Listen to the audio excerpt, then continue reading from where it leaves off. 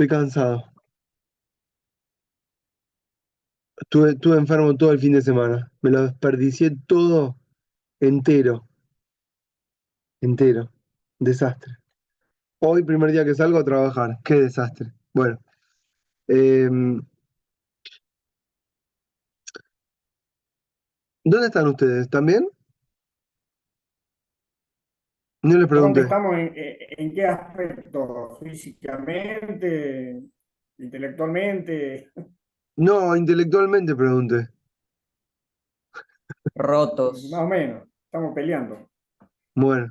Ya, ¿quién se recibe? Levante la mano. ¿Cómo ha recibido, profe? Vamos, Matías, bien, Yo me Sofía, ahí todo. recibo también. Antonella también. ¿Qué van a hacer? ¿Van a ejercer?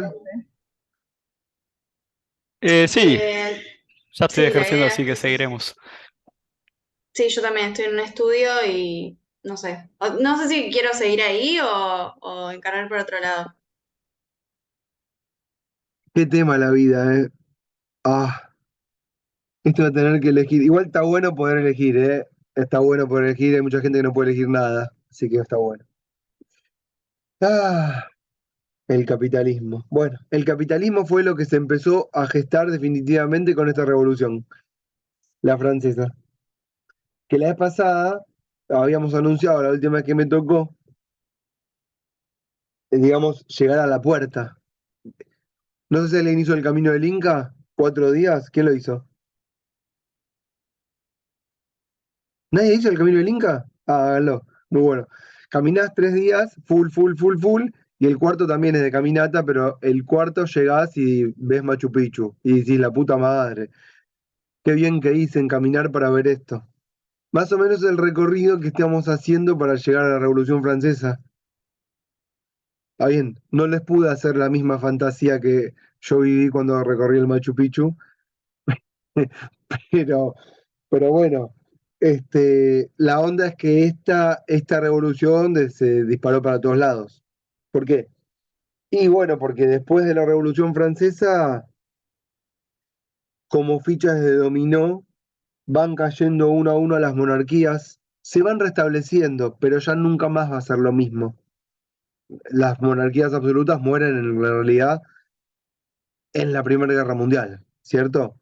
Pero ya la fisonomía es otra y también eh, la moral es otra. Eso sería lo importante.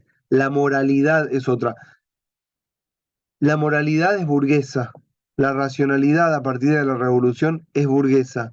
Eso es básicamente si uno tiene que pensar cuál es el cambio fundamental, es ese. Todo lo que sabíamos que tenía que estar bien, ¿qué significa estar bien? Lo correcto. No es que si pensemos que ahora, hoy es lo correcto, en ese momento, ¿eh? Lo que en ese momento sentían que tenía que hacer lo correcto, se consolida todo en la Revolución Francesa. Pasa a ser ley todo aquello que moralmente creían debía serlo. ¿Siguen este concepto? Por ejemplo, todos sabían que tenían que ser iguales ante la ley, pero en la Revolución Francesa se manifestó por primera vez en un papel oficial. No importa si después se logró eso o no, porque ya es un tema que es una lucha lenta y paulatina, pero que tiene sus idas y vueltas, sus reivindicaciones, sus derrotas, pero por primera vez en la Revolución Francesa eso se pone en un papel. Y ya esa marca es una marca indeleble, ¿entienden? Y más allá de que haya derrotas, ya estuvo en un papel la idea de que todos somos iguales ante la ley. O por ejemplo la idea de que somos todos ciudadanos o incluso ciudadanas, porque vieron que las mujeres que formaron sus grupos feministas también fueron guillotinadas, pero esa marca quedó para siempre. ¿Entienden lo que digo? Y al mismo tiempo apareció por primera vez la democracia moderna, la que conocemos nosotros, no la democracia griega, la democracia, bueno, representativa, vamos a decir. No, no estoy poniéndole, no estoy diciendo si está bien o está mal hoy, pero quiero decir, por primera vez apareció en la Revolución Francesa. La revolución no fue un día, ¿correcto? No fue un día, fue unos cuantos años.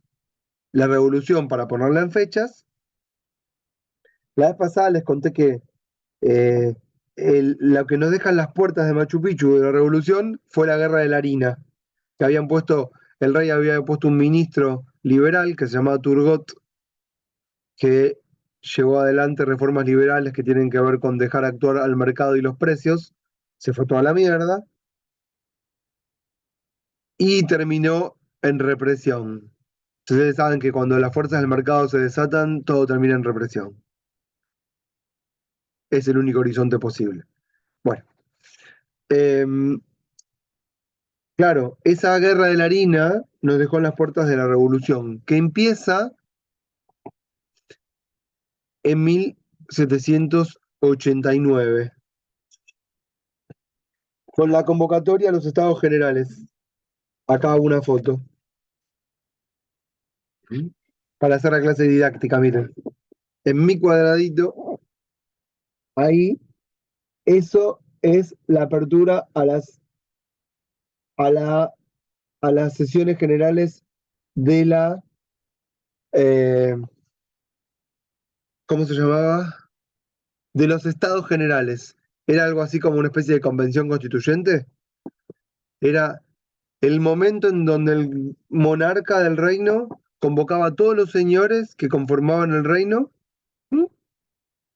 A todos los clérigos del reino y a los grandes burgueses del reino, que era la representación finalmente de los estamentos, bueno, para hablar de los problemas del reino. En general el rey lo convocaba para crear algún nuevo impuesto extraordinario producto de alguna guerra. ¿M? Y esa apertura fue el, el acto inicial, digamos, después de la guerra de la harina, que va a terminar en el imperio de Napoleón. Miren, me fui a la mierda, pero para que se entienda. Que va a comenzar en 1799, 10 años después. O sea, que la revolución, si le tenemos que poner fechas, va de 1789 a 1799. ¿Mm? ¿Anotaron? 1789, 1799. Y de 1799 a 1815, el imperio. Napoleón conquista toda Europa, algunos países de África también, ¿sí? Unifica todos los este, señoríos, ducados, principados, ¿sí?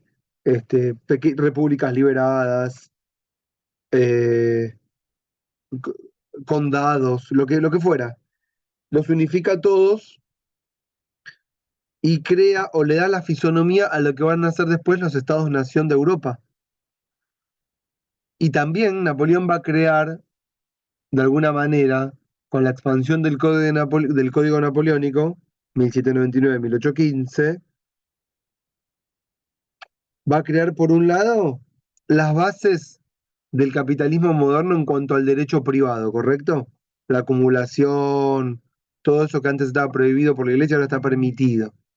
Pero por otro lado, crea en todos esos pueblos conquistados las ganas de una independencia, independizarse del invasor extranjero que es Francia. Crea la adulación a Francia y el rechazo al mismo tiempo. ¿Por qué? La adulación porque cuando llegan las tropas francesas a todos esos lugares, lo que está llegando es el progreso. Como decía San Martín, no, San Martín, perdón, Sarmiento, que nos llegue el progreso, ¿vieron? Que me llegue a mí un poquito el tren del progreso. Pero por otro lado, la reivindicación de las memorias locales, de las historias propias, ¿sí? De las naciones, digamos, sepultadas por una cultura del progreso que finalmente es una cultura invasora. Y eso va a generar, entre 1815 y en adelante, las independencias de todos los países, los Balcanes, los países ¿no? de la Europa del Este, Alemania, Italia, España y consecuentemente todas las colonias que pertenecían a esas naciones. Y por supuesto que en ese pack en ese combo agrandado, por 50 centavos te llevas papas grandes y coca grande, ¿se acuerdan cuando era así? Entramos nosotros también, ¿eh? Independencia nuestra, 1810, no es casualidad. No fue casualidad. Escuchen. Bueno, ¿qué pasó? Lo más importante pasa entre 1789 y 1799. Y específicamente los primeros 5 años. Básicamente está toda la gente en la calle. Eso es muy importante. No hay manifestación sin gente en la calle. ¿Qué gente en la calle? Los paisanos se llaman. Los obreros, domésticos, este, patrones de pequeños talleres, pequeña burguesía, ¿sí? Pobres urbanos de todo tipo, vagabundeo, todos en la calle, protestando por lo que se les ocurra. Básicamente la falta de comida, ¿no es cierto? El mundo en ese momento ya venía expresando un montón de manifestaciones. Por eso es que estuvimos viendo la Revolución Inglesa, ¿se acuerdan? Y la independencia de Estados Unidos, y un montón de rebeliones durante todo el siglo medieval que fueron forjando de alguna manera, como yo les conté en alguna, no sé cuál de todas, la idea de un discurso alternativo al discurso del rey, que es el discurso del poder. En algún momento se los dije esto, seguro. Y, y claro, en 1789 en Francia, ese discurso alternativo de poder ya no era un discurso alternativo, ya era el discurso hegemónico. ¿Entienden? Ya no era, y vemos qué onda. No, fue con fuerza. Es cierto que tampoco podemos decir, salió la gente a gritar que muera el rey. No, no fue así. ¿Sí? Tampoco la gente salió a decir, somos todos ciudadanos, vamos de una. Pero se formó esa idea muy rápidamente. Quiere decir, como ya estaba en el aire, en esa atmósfera, fue muy fácil hacerse de la nueva idea de república, de ciudadanía, de igualdad, de democracia, ¿entienden? De sufragio, de, de impuestos iguales para todos, de fin de títulos nobiliarios. ¿Siguen toda esta idea? Todas esas cosas, y por supuesto, de las leyes del capitalismo, las leyes privadas que tienen que ver con comerciar, acumular ganancias y con que las cuestiones religiosas pasan a la esfera privada. Todo eso se consagró todo en este periodo. Sigamos poniéndole fechas. 1789, convocatoria a los Estados Generales. El rey convoca a todos. Se le pudre, ahora cuento cómo, ahí en la mitad. No se ponen de acuerdo sobre el sistema de votación, se le pudren los Estados Generales al rey en el momento en que transcurren. 20 de junio, creación de la Asamblea Nacional. La idea de que no somos más un conjunto de estamentos, sino que somos un conjunto de individuos. 20 de junio de 1789. Bueno, las grandes manifestaciones. 14 de julio, la toma de la Bastilla, ¿sí? Una cárcel en donde habían puesto un montón de presos políticos que eran los que pedían pan. Ya lo hablamos la vez pasada que habían puesto preso al señor que hacía la guerra de la harina, ¿se acuerdan que les conté? Espero que se acuerden. Si no, Sofía dice que sí, así que vamos, Sofía. Toman, toma la gente la cárcel, queman la cárcel, salen todos antes, por supuesto. Eso es una derrota para la monarquía. Se declaran el 4 de agosto de 1789 la famosa, la Declaración Universal de los Derechos del Hombre y del Ciudadano. 4 de agosto, no fue casualidad, fue después de una gran manifestación en la que se quemó todo, en la que la gente salió a las calles diciendo que se mueran los comerciantes, que se mueran el rey, que se mueran los clérigos, vamos a tirarlos al agua. Bueno, fue un vandalismo generalizado que encima se propagó la historia a todo el reino con muchísimo temor. No había cables, YouTube, no había nada. Entonces, corría la noticia como un teléfono roto. Vaya uno a saber qué contarían, ¿no? Que gigantes llegaron a París y tomaron la ciudad y avanzan sobre el resto del territorio. Bueno, digamos, infundidos en ese temor, les arrancan a los nobles la famosa declaración. Somos todos iguales ante la ley. Eso nace ahí, agosto, julio, agosto. 1791. Bueno, después de la creación de la Asamblea, esa Asamblea, la Asamblea Nacional, va a funcionar como, como una asamblea constituyente en la práctica. ¿Sí? No es que uno puede pensar automáticamente el poder legislativo, no existe eso. Se crea una asamblea a los ponchazos y a los ponchazos la asamblea se copa. ¿Se copa qué significa? La gente entra y ocupa el espacio y vota cual asamblea barrial lo que le parece, ¿sí? No es sencilla la cosa.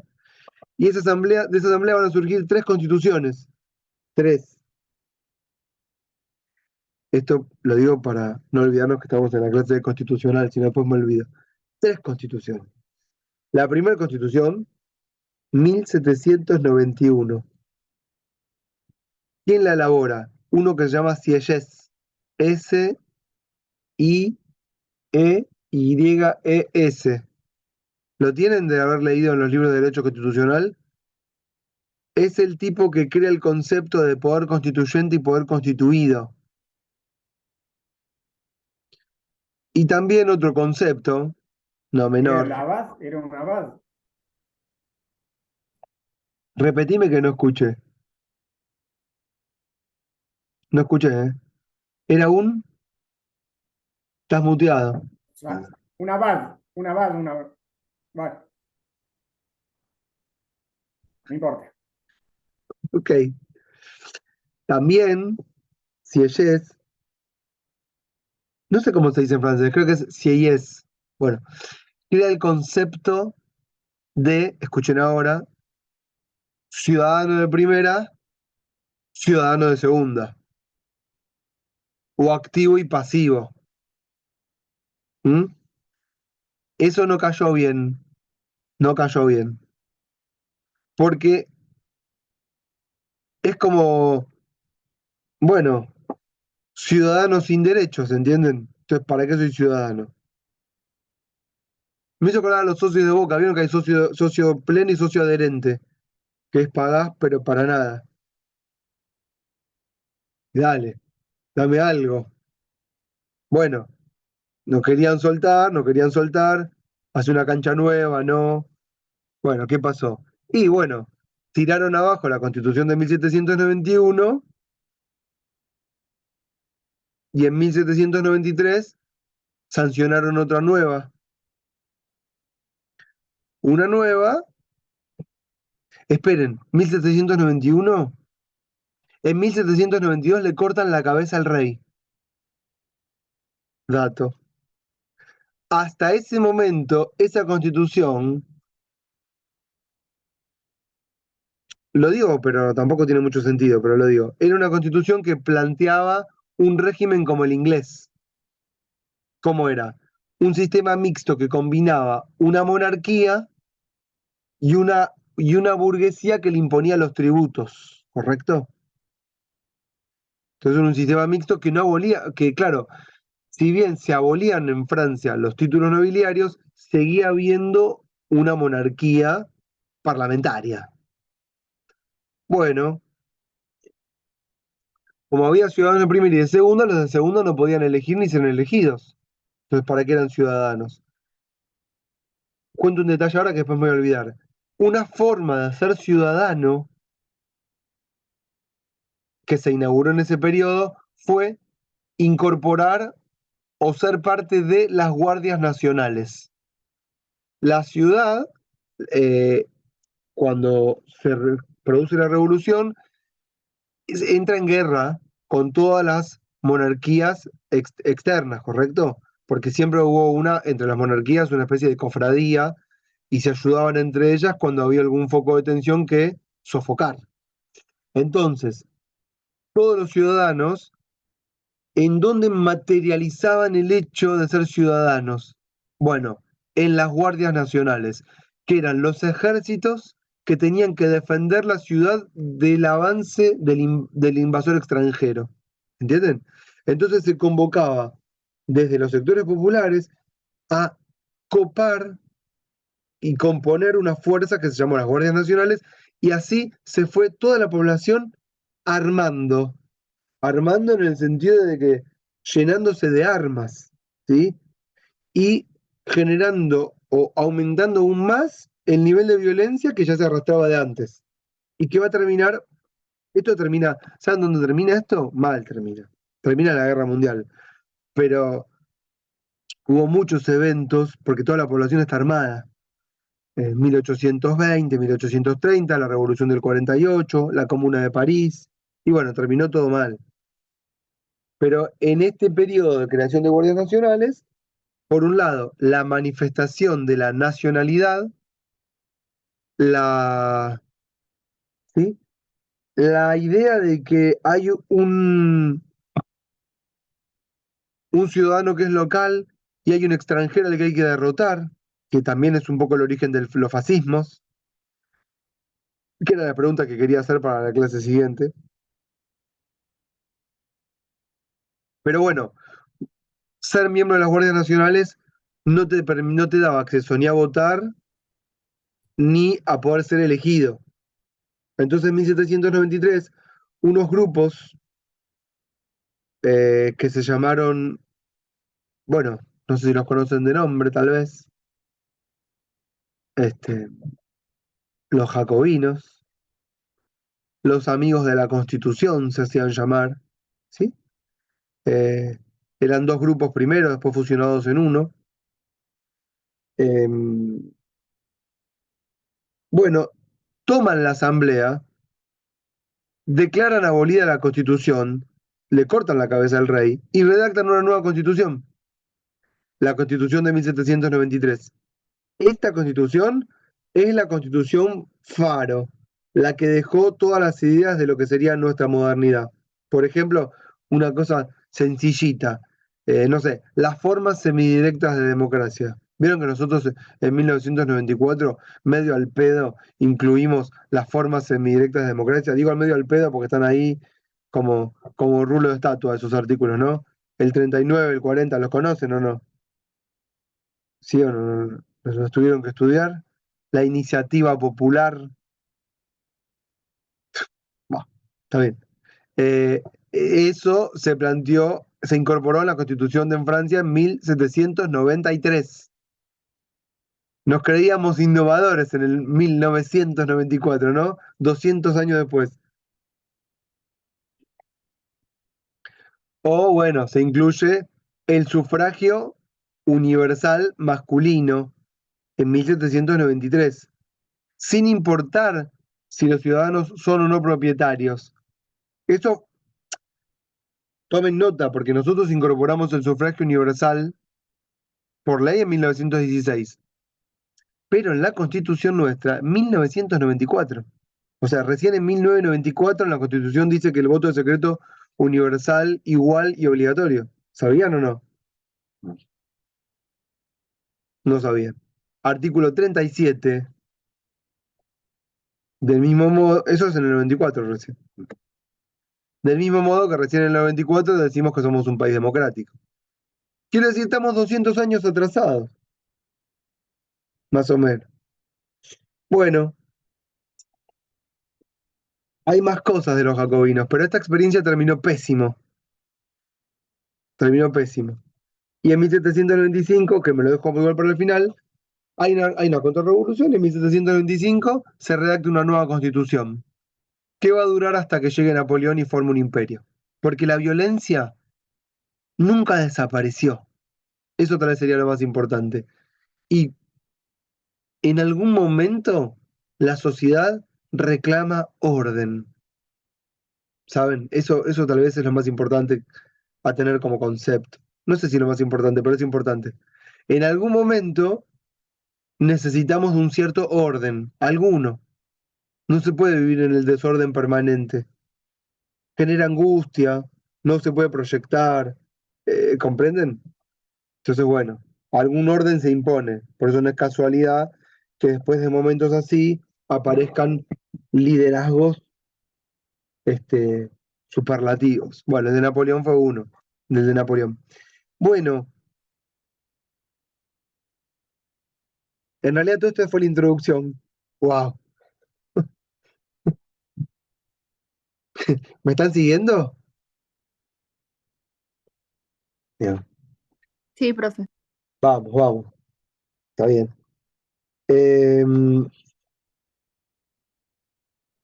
uh, bueno, digo algunos datos de la vez pasada que,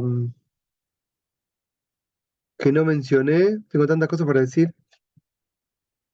Bueno, la que las dije la vez pasada que es muy importante es que lo repito otra vez, el tema poblacional. Francia son 25 millones de habitantes. ¿Se acuerdan que les conté?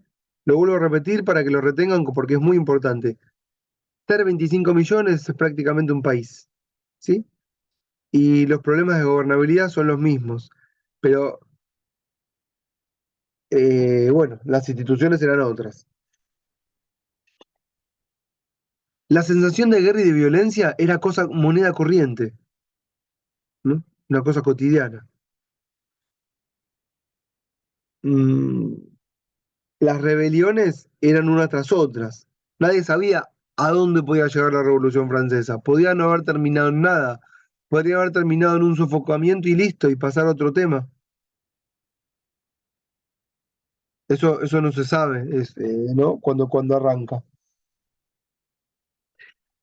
La idea de la independencia americana también es muy importante en ese momento. ¿Por qué? Porque llega como una especie de frescura del otro lado.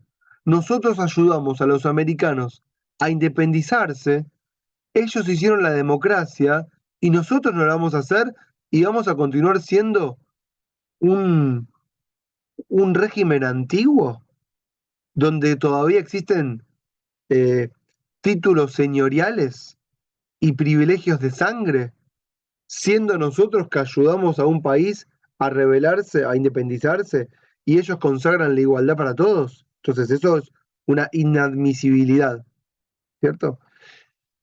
Los intelectuales del 1750 en Francia son muy fuertes. ¿Qué significa son muy fuertes?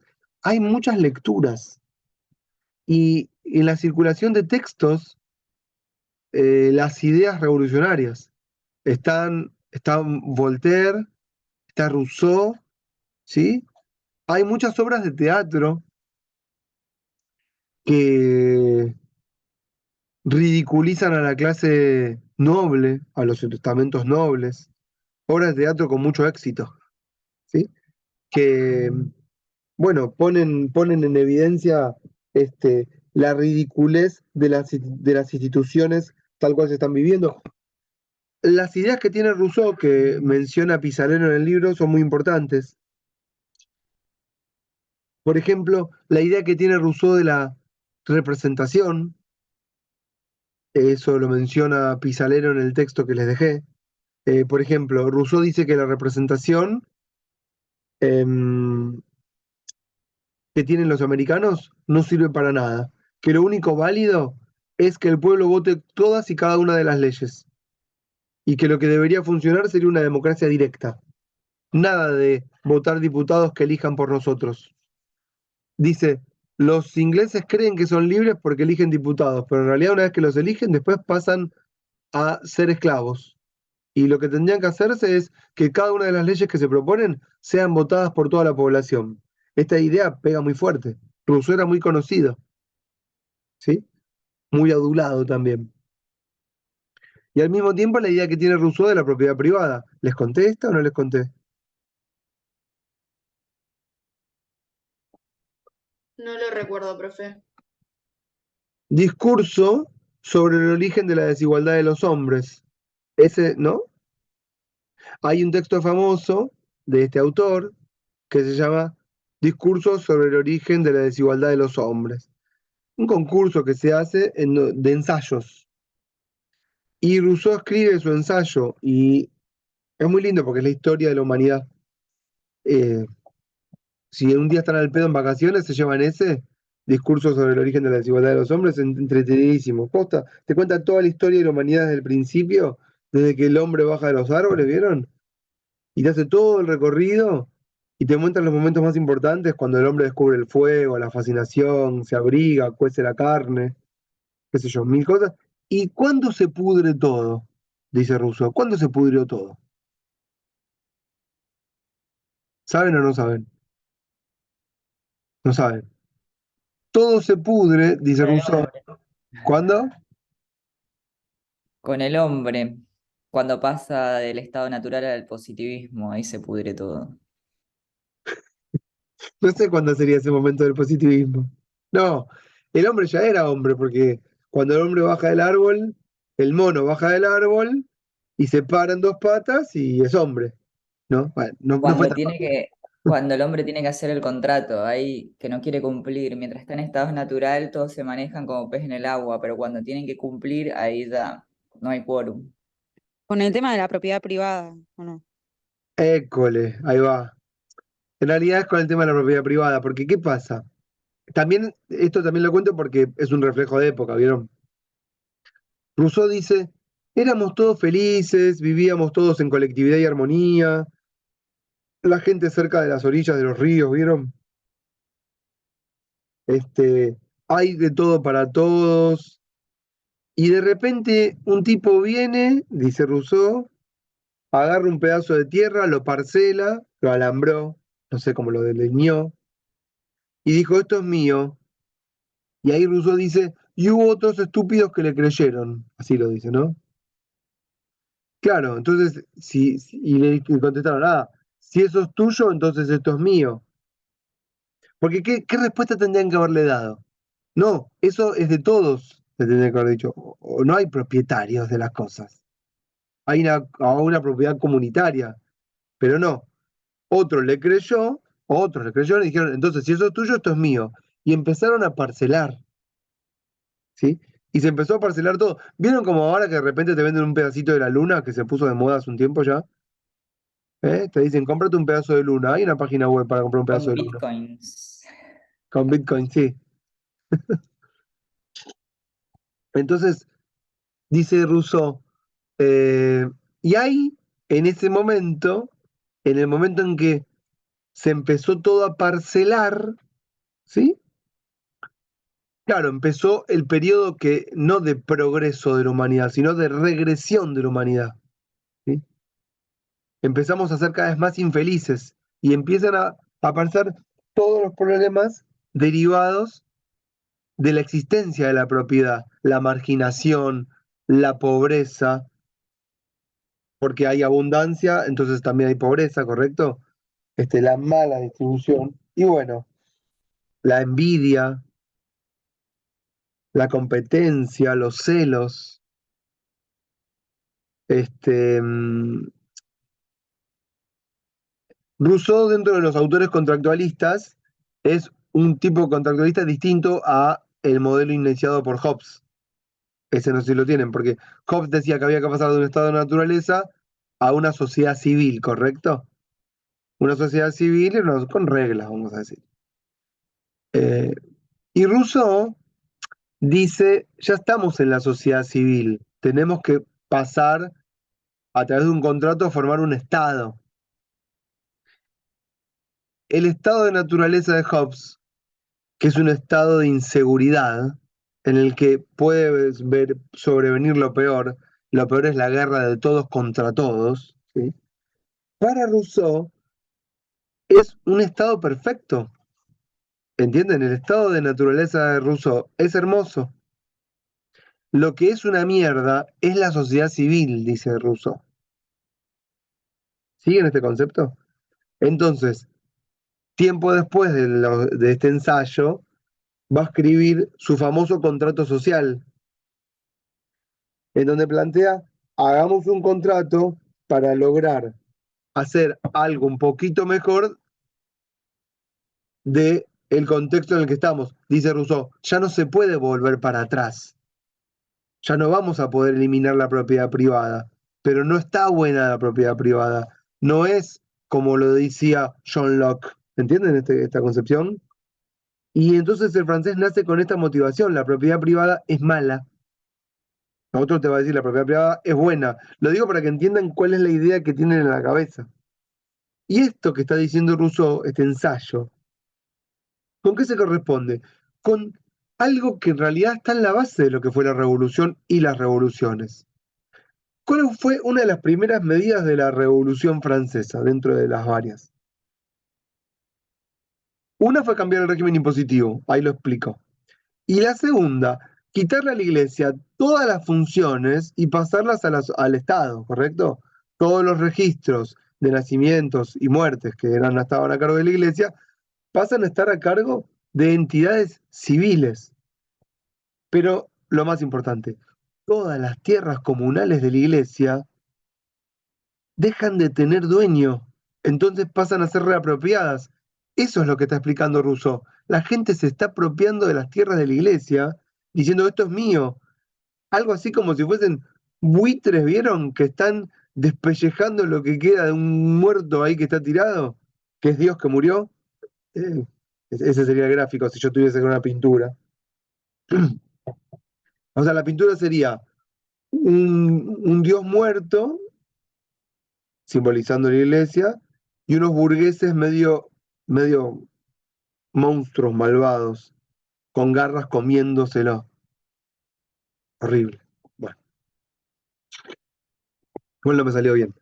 Em,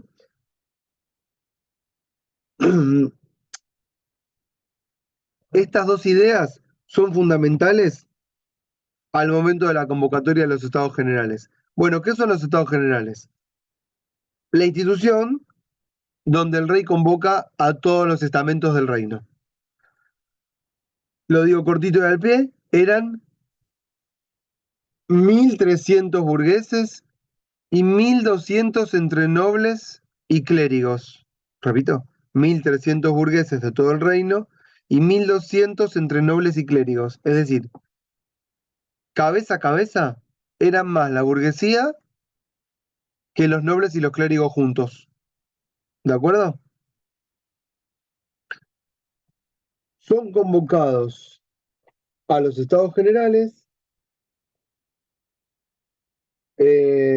Bueno, el motivo objetivo puntual, la situación de la población y la tasa de alfabetización.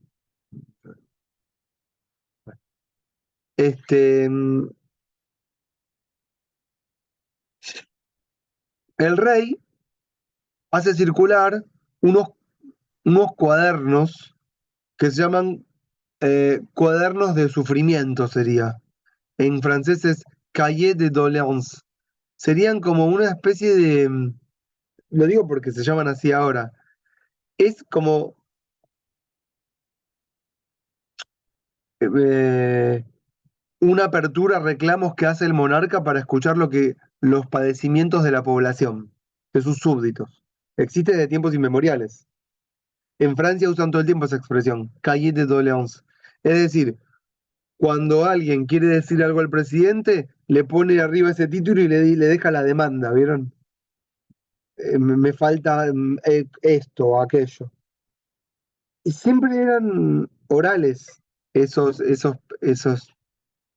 padecimientos, pero como la gente estaba alfabetizada en ese momento, por primera vez se cuelan dentro de la agenda del rey padecimientos que no son los padecimientos de la burguesía, sino que son los padecimientos de los sectores populares. Alza de precio del pan y básicamente todos los temas que tienen que ver con lo que llamamos la igualdad real, no la propiedad, que es la de los ricos. ¿Y por qué digo esto? Porque la burguesía que llega a las asambleas generales no es una burguesía representativa de todo el pueblo, es una burguesía que solo representa a los sectores más acomodados de la sociedad. No había obreros, no habría domésticos ahí, ni operarios, ni gente del común. Ahí lo que habían eran solamente sectores acomodados. Incluso la burguesía que estaba ahí era burguesía que tenía la aspiración de ser noble. ¿Entienden? No era que quería reivindicar contra la nobleza una identidad propia. Todavía la identidad que manda es la identidad de la nobleza. Creo que les conté, pero lo vuelvo a decir, los títulos de nobleza se compraban. Para pertenecer, y ahí termina, para pertenecer, había que comprar el título. Y ese era el momento en donde uno se consagraba comprando el título, porque ser parte de esa membresía te permitía asistir al palacio, tener relación con la realeza o con gente que tiene sangre pura. Y de un tiempo a esta parte, es decir, en el transcurso de los estados generales, lo que queda en evidencia es que ser de la realeza no sirve para nada y que lo que vale es ser propietario. Se invierte, digamos, no se invierte, ¿cómo decirlo? El fetichismo, ahí está.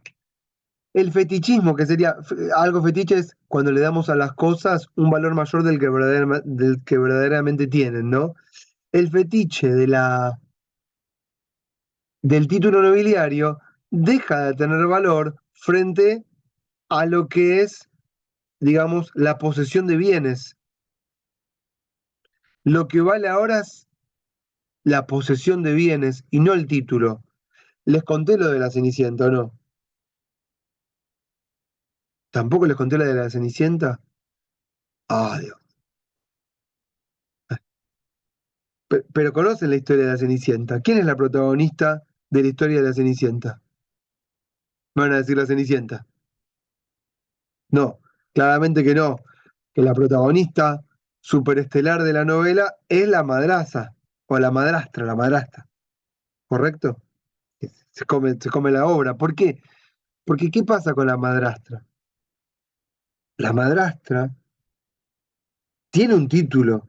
Ella creo que era baronesa, me parece. No me acuerdo, pero casi que sí.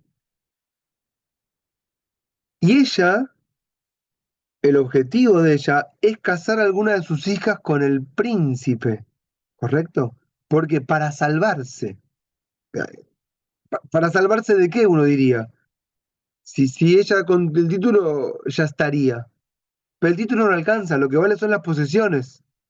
¿Entiendes? Ella tal vez lo sabe, tal vez no lo dice, pero lo sabe. ¿Por qué si no quiere casar a una de las hijas con el rey? Pues sabe que no tiene nada. Y finalmente, tal vez lo que no sabe ella es que el rey también está dentro del Titanic y se viene todo abajo. Eso. Y que tal vez debería haberse casado con algún buen magnate, ¿no? Y no con el príncipe, porque el príncipe también le van a cortar la cabeza. De hecho, en la película que hicieron, ella termina en el palacio fregando trapos. Lo que muestra un poco la novela de la Cenicienta es un estamento en decadencia, la clase noble en decadencia, ¿sí? Que ya no se sostiene por sus títulos. Bueno, ¿cómo corno llegué a la Cenicienta? Estaba diciendo que sí, ya está, ya me acordé. Los burgueses llegan al palacio, ¿no? Junto con los nobles y con los clérigos.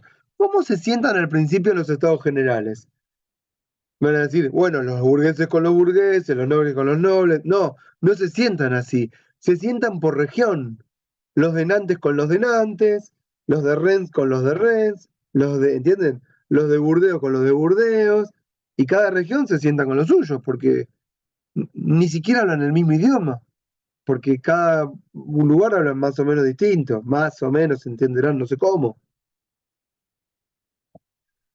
Y conforme se desarrolla al interior del palacio los estados generales, ¿el rey qué hace? El rey trata bien a los clérigos y a los nobles y menosprecia a los burgueses por ser menos. Menos en el sentido, no de menos cantidad, sino de ser una raza inferior. No les sirve sanguchitos, no les atiende los reclamos. No, no estoy mintiendo, lo estoy sacando de este libro. Tengo dos, tengo uno, tengo dos, tengo alguno más por ahí. Y entonces, ¿qué cuentan los... A ver, tengo alguna foto.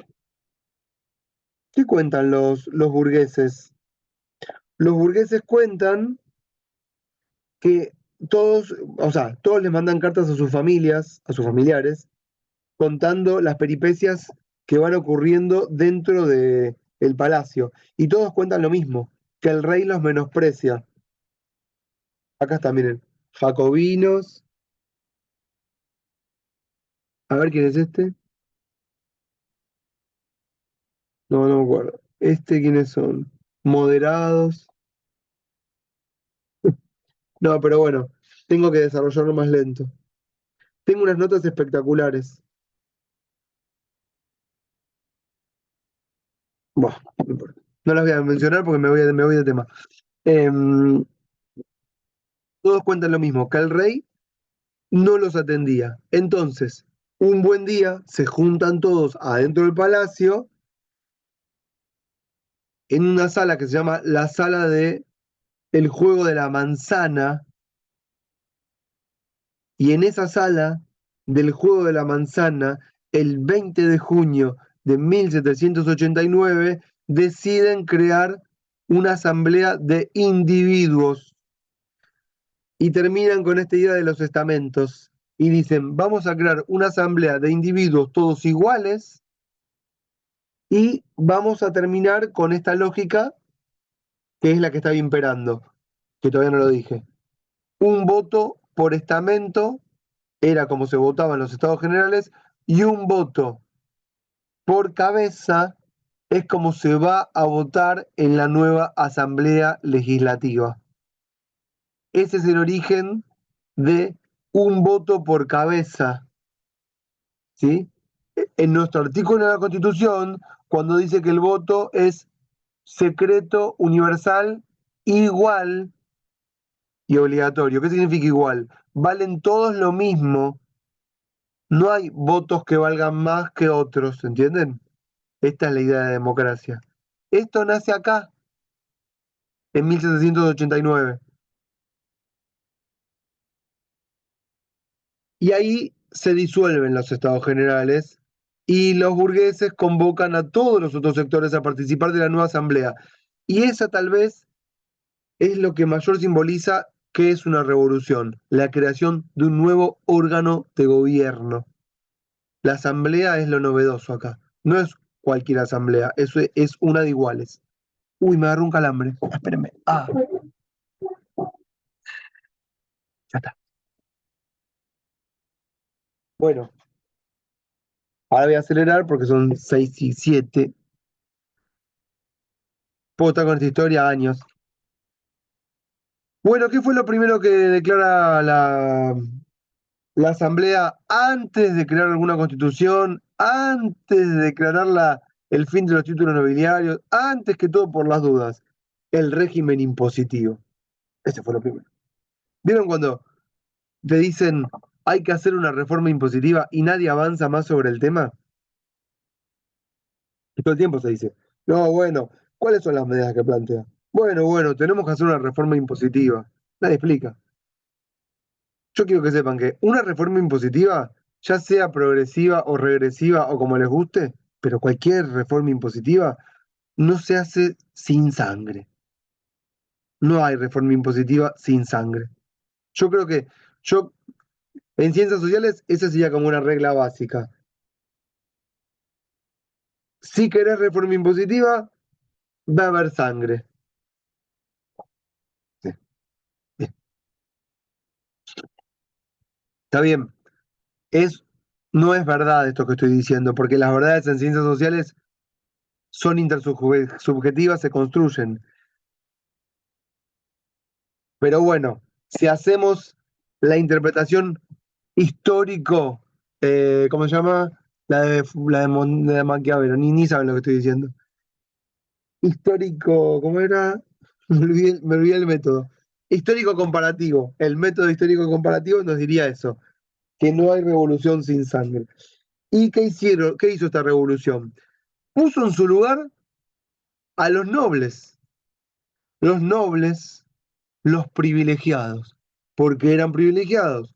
Porque no pagaban impuestos, ¿cierto? ¿Cuántos eran los nobles? El 4% de la población, de los 25 millones.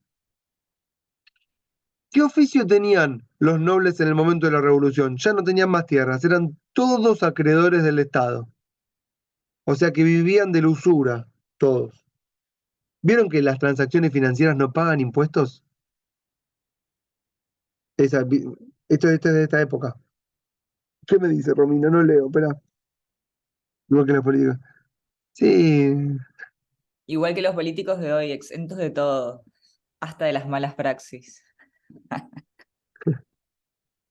igual viste que nadie te promete resultados. Ah, pero Bueno, las arcas sí son buenos resultados, las utilizan. eso sí. Y bueno. Mientras hablabas de cómo se organizaba la asamblea, y etcétera, estaba pensando en la Unión Europea mm, y en la organización que hoy tiene la Unión Europea. Va, se me ocurrió pensar eso porque, bueno, Francia y toda la zona, ¿no?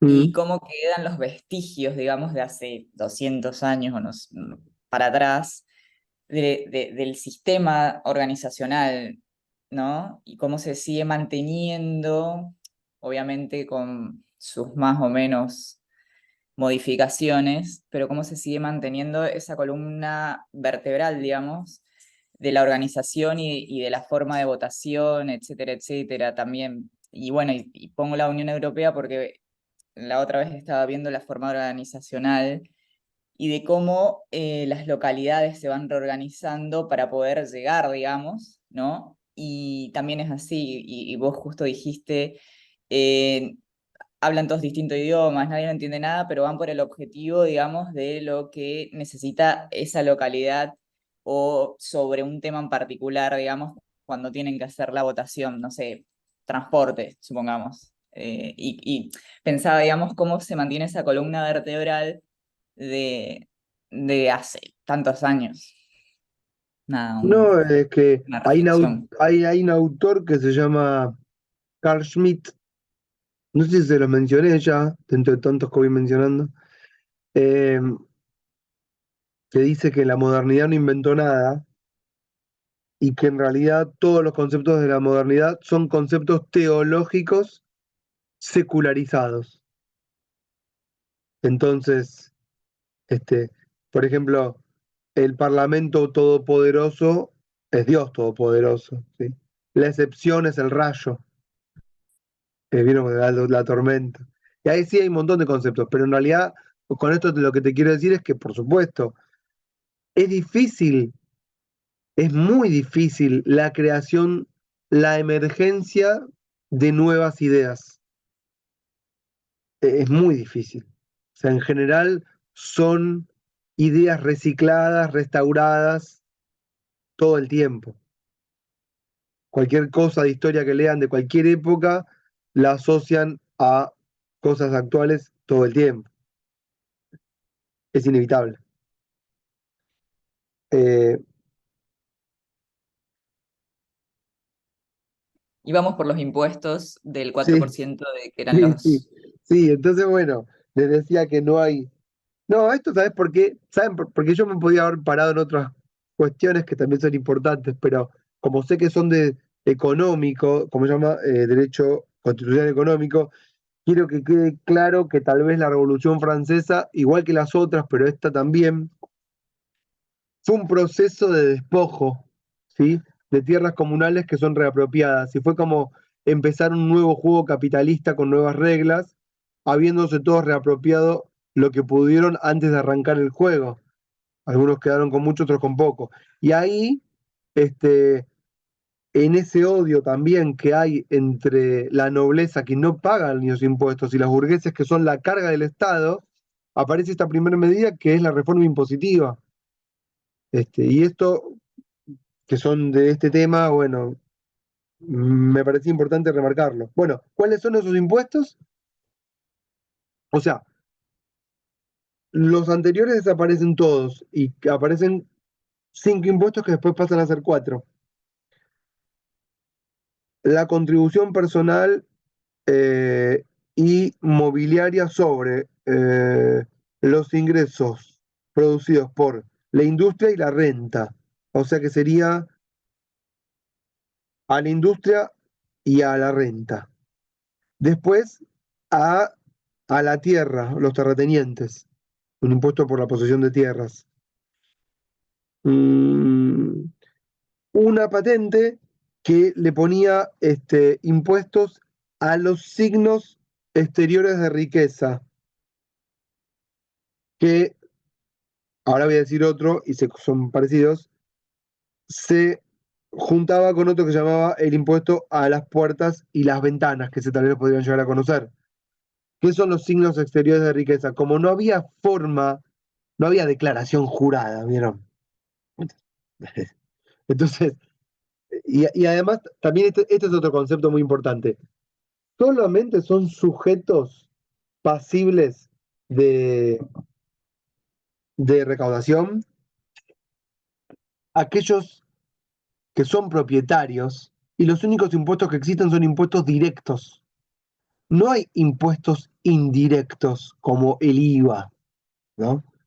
No hay una tecnología capaz de poder administrar un impuesto tal como el IVA, ¿entienden? Que es un impuesto indirecto en donde hay algunos que hacen de agentes de retención, hacen una declaración jurada, presentan, pagan, ¿no? Eso no existe. Los únicos que tienen capacidad contribuyente son los propietarios, son los únicos que pagan. El tema era por qué no pagan los nobles. Entonces, lo que crea esto, porque uno dice buenísimo, vos lo lees hoy y decís buenísimo, impuesto a la renta, impuesto a la industria, impuesto a los signos exteriores de riqueza, ¿hay más progresivo que eso? Uno diría no. Lo que pasa que acá la rivalidad era entre la burguesía y los nobles, no están considerados los obreros. ¿Siguen? Los impuestos son todos progresivos. Perdón, todos directos, eso sería. Después, el tema de que pague más quien más tiene fue otra pelea, ¿no? La progresividad fiscal. Y, y bueno, no, me está diciendo cómo uno mostraba, como no había declaración jurada, los signos exteriores de riqueza. Si tenés un castillo, cagaste. Y los impuestos a las ventanas y a las puertas era si tenías una nueva ventana, una nueva puerta, pagabas más. Por eso la gente tapeaba las ventanas para no pagar impuestos. O las hacía contrafrente, porque pasa el recaudador de impuestos. Pero otra cosa que se decidió, ¿saben cuál fue? Que, que era la burguesía la que elegía quiénes eran los recaudadores de impuestos. O sea, el ente recaudador era votado. Y después otro impuesto que se fijó, se sacó, se volvió a poner, es el que bueno, acá ellos lo llaman l'octroi, pero sería como un impuesto de aduana interna, porque los reinos vivían del pase de las mercancías, ¿no? Y ese fue un impuesto que siempre fue difícil sacar porque le quita autonomía a los gobiernos locales. Entonces es un impuesto que siempre fue y vino constantemente. Che, son y 18. Les digo lo último y termino. Misiones copió de eso. Creó el impuesto. No creo que sea nuevo, Las porque mer- esto es. Por eso copian todo y hoy no necesitamos que corra sangre, hacemos por decreto todo, todo y listo. No, pero esos son pequeñas reformas, no es así. No, la verdad que me falta todo, sinceramente. Me falta todo.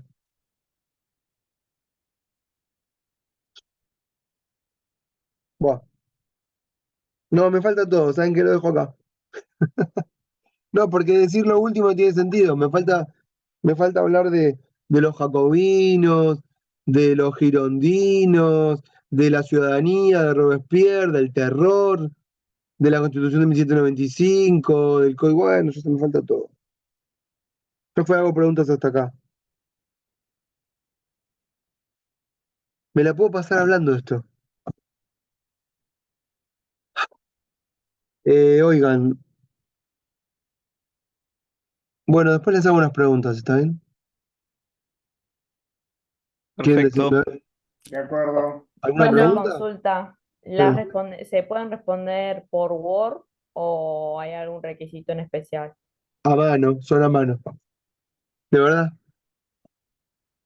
Ese sería, después les mando, pero ese sería, ¿estuviste bien, Antonella? Son a mano porque si no copian y pegan, yo no puedo leer cosas que copian y pegan, me pongo nervioso. O sea, Eh, manuscrito. manuscrito, claro, como que sí. Sí, Agarrás, está bien. escribís en un Le sacamos papel. una foto le sacamos una foto y lo mandamos por WhatsApp. Claro. Exactamente. Yo después te mando las reglas más específicas de, viste, cómo mandar la foto, la medida de la foto. No, pero después, ¿Podemos contratar un escriba para los que tenemos letras feas? no, escriban igual, no pasa nada, tachen, pongan, saquen, hagan cuadro. Bueno, listo, nos vemos igualmente. Yo les mando preguntas, igual tenemos una clase más, 3 de julio. Perfecto. Que anden muy bien. Perfecto, muchas Gracias, gracias. igualmente. Gracias, profe. Chau, Luego. chau. Chau, Buen chau. viaje con tu amigo francés. No, me quedo acá. Ah, Chao, sí, tenés profe. razón, me voy a Uruguay, me Gracias. olvidé. Sí, chau. Luego.